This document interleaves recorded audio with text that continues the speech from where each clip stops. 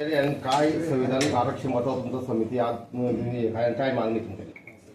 आरक्षण विरोधी व्यवस्थेने आरक्षण संपवण्यासाठी अनुसूचित जातीमध्ये उपवर्गीकरण करण्याचा प्रयत्न सुरू केलेला आहे आणि हा अंधारातून प्रयत्न सुरू आहे. जी समिती नेमली होती त्या समितीचा अहवाल समोर येत नाही आणि हरकती मात्र मागवल्या जात आहेत आणि या अहवालातलं फक्त एक पेज व्हायरल झालंय आणि त्याच्यामध्ये असं नमूद केलंय की बौद्धांना त्या ठिकाणी कमी टक्केवारीचं आरक्षण द्यावं. आता पूर्ण अहवाल गुपित आहे, पण त्या अहवालातलं एक पेज का व्हायरल झालं हा प्रश्न या ठिकाणी निर्माण होतो. म्हणून RSS आणि BJP हे आरक्षण विरोधी आहे, संविधान विरोधी आहे आणि त्यांचा अजेंडा आरक्षण संपवणं आहे. एवढंच नाही तर एकीकडं लोकसंख्याची जनगणना सुरू आहे. जनगणनेचा खरा आकडा पुढे येत नाही तोपर्यंत असं उपवर्गीकरण करायला नको होतं, परंतु जाणीवपूर्वक घाई केली जाते कारण यांना आरक्षण संपवायचं हेच चित्र आहे. आणि आरक्षण संपवत असताना SC मधल्या जातींना एकामेकाच्या विरोधात उभा करून द्वेष भावना आणि सामाजिक दरी निर्माण करण्याचा अजेंडा या ठिकाणी RSS प्रणित सरकारने रचलेला आहे. म्हणून समाजात एक दुही निर्माण झाली. आम्ही कायम दंगलीसाठी जन्म घेतलाय का असा प्रश्न आम्ही सरकारला विचारतोय. भीमा कोरेगावचं दंगलीचा न्याय आणखी आम्हाला मिळाला नाही. परभणीच्या दंगलीमध्ये सोमनाथ सूर्यवंशी आम्ही गमावला. प्रत्येक दंगलीत कोम्बिंग होणार आणि 40-50 हजार तरुणांचं आमचे आयुष्य उद्ध्वस्त होणार. म्हणून मी महाराष्ट्रात आरक्षण बचाव यात्रा घेऊन निघालोय की ही जात कोणाचं आरक्षण घालत नाही तर आरक्षण विरोधी RSS हेच आरक्षण घालतंय आणि म्हणून आमच्या बहुजनाचा शत्रू हा RSS आहे हे सांगण्यासाठी मी महाराष्ट्रात आरक्षण बचाव यात्रा काढलेली.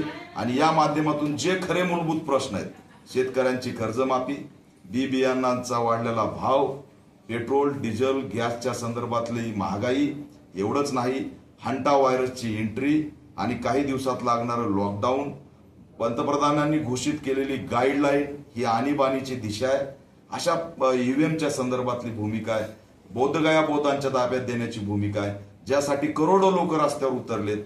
त्या सगळ्या मागण्या आम्ही घेऊन निघालोत. धर्मेंद्र प्रधाननी राजीनामा दिला पाहिजे, विषारी दारू पाजणाऱ्या देवेंद्र फडणवीसनी राजीनामा दिला पाहिजे. खुर्चीला गोचिडासारखं चिटकून बसण्याची जी भूमिका आहे त्याच्यामुळे तरुणांमध्ये मोठी खदखद आहे आणि शिक्षण विरोधी, आरक्षण विरोधी, संविधान विरोधी या व्यवस्थेचा चेहरा भारतीयांपुढे बहुजनापुढे एक्सपोज करण्यासाठी संविधान बचाव, आरक्षण बचाव आणि समाज जोडो यात्रा मी नांदेडच्या बिलोली पासून सुरू केली. आतापर्यंत ती 8 ते 10 ठिकाणी गेली. आज धुळेत आली. गुलमोहर गेस्ट हाऊस ते डॉक्टर बाबासाहेब आंबेडकरांच्या पुतळ्यापर्यंत आम्ही जाणार आहोत आणि या सरकारच्या विरोधात त्यांची जी भूमिका आहे ती एक्सपोज करणार आहेत. याच्यानंतर ही यात्रा पश्चिम महाराष्ट्रात जाणार आहे. सर, तुम्ही जे उपवर्गीकरणचा मुद्दा टेकअप करताय महाराष्ट्रभर, हा देशव्यापी मुद्दा आहे, परंतु याचा जो प्रस्ताव आहे हे सुप्रीम कोर्टाचे जे सरन्यायाधीश होते आपले गवळी साहेब, त्यांच्या कारकिर्दीमध्ये हा प्रस्ताव ठेवण्यात आला होता आणि त्यांनी या विषयाला मान्यता पण दिलेली आहे. त्यांचं समर्थन त्यांच्या बाबतीत आपण काय सांगाल? गवई हे जर बागेश्वरच्या पाया पडू शकतात तर त्यांनी कुणाच्या इशाऱ्यावरती उपवर्गीकरण लागू केलं हे आपल्याला कळालं पाहिजे.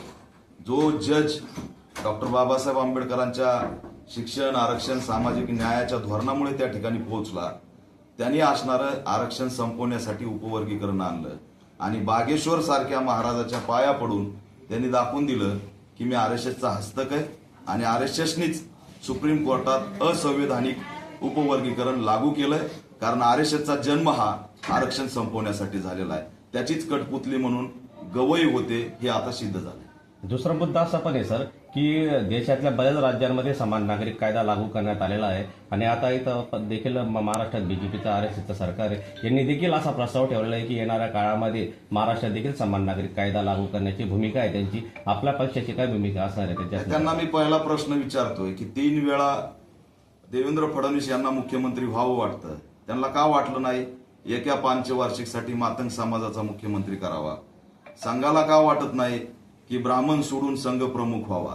म्हणजे स्वतःचे पद, मंदिरातली सत्ता स्वतःकडं, मंदिरातल्या देणग्यांच्या दानपेट्यांचं आणि मंदिरातल्या सत्तेचं करा ना वर्गीकरण. ते वर्गीकरण करायचं नाही, तिथं समान नागरी लावायचा नाही, जमिनीचं समान वाटप करायचं नाही. आजही 100 वर्ष झालं तरी आम्ही भूमिहीन म्हणून, गुलाम म्हणून या ठिकाणी जगतोय. समान वाटप करा ना. काय शिक्षण मोफत द्या, आरोग्य मोफत द्या, खाजगी कोचिंग खाजगी शाळा बंद करा. जे असणारे बाहेरच्या देशात दुर्दैवाने नेपाळला सगळ्या खाजगी शाळा बंद केल्या, कोचिंग क्लासेस बंद केलं, त्याचं स्वागत भारत करतोय. तरी आम्ही जर सुधरत नसू तर हे फक्त धार्मिक अजेंडा राबवण्याचं षडयंत्र आहे. आणि मी तुम्हाला सांगतोय की हिंदू म्हणून जनगणनेमध्ये लिहायला लोक तयार नाहीत. आदिवाशांचा अनेक वर्षांचा लढा आहे की आमची नोंद सराना म्हणून करावी, बौद्धांचा संघर्ष की बौद्ध म्हणून करावी. पण यांनी या ठिकाणी आदिवासींना धमकी दिली, तुम्ही ईसाई लिहिलं, दुसरा धर्म लिहिला तर तुमचं आरक्षण जाईल, आणि तशा तरतुदी केल्या. हे बळजबरी स्वतःच्या धर्माची नोंद जनगणनेत मोठ्या प्रमाणात करण्यासाठी उपवर्गीकरण आणि अशा पद्धतीचं समान नागरी धोरण आणण्याचा प्रयत्न सुरू आहे. सर, दुसरा मुद्दा असा आहे, काल दिल्लीमध्ये जवळपास 25 पक्षाची एक बैठक झाली. त्यात SIR असेल, EVM असेल किंवा सुप्रीम कोर्टाचे न्यायाधीशांना पत्र देण्याच्या संदर्भात बैठकीत निर्णय घेण्यात आलेले आहेत. या बैठकीला आपण कसा बघता? नाही, ही बैठक सकारात्मक चांगली बैठक आहे. जनउठाव झाला पाहिजे. SIR आणि EVM हे आधुनिक मनूच्या भूमिकेत आहेत.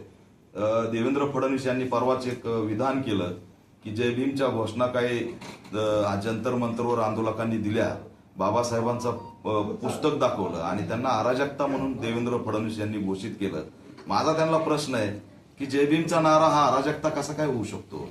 जय भीमच्या नाऱ्याला जर तुम्ही अराजकता म्हणत असाल तर आम्ही तुम्हाला विचारतोय की सत्ताधारी असून धर्मसत्ता म्हणून तुम्ही महाराष्ट्रात हिंदू जन आक्रोश मोर्चे जे काढले, संग्राम जगताप असतील, महेश लांडगे असेल, नितेश राणे असतील किंवा मग ते गोपीचंद पडळकर असतील, हे काय पसरवतात? हे कोणता नारा देतात? अल्पसंख्याकांना लांड्याशिवाय हे बोलत नाही. आणि अराजकतावरती देवेंद्र फडणवीसांनी बोलावं आणि ते म्हणतात की आमची सत्ता संविधानाने आलेली. त्यांना हा नैतिक अधिकार आहे का? जर 20 लाख लोक SIR मुळे मतापासून वंचित राहत असतील आणि EVM हॅकिंग मुळे जर तुमची सत्ता येत असेल तर ही संविधानाची सत्ता नाही, तर ही तानाशाही आणि हुकुमशाहीची सत्ता आहे. आणि या ठिकाणी जोपर्यंत बॅलेट पेपरवर निवडणूक होत नाही तोपर्यंत संविधानिक सत्ता नाही. आजची सत्ता ही ताना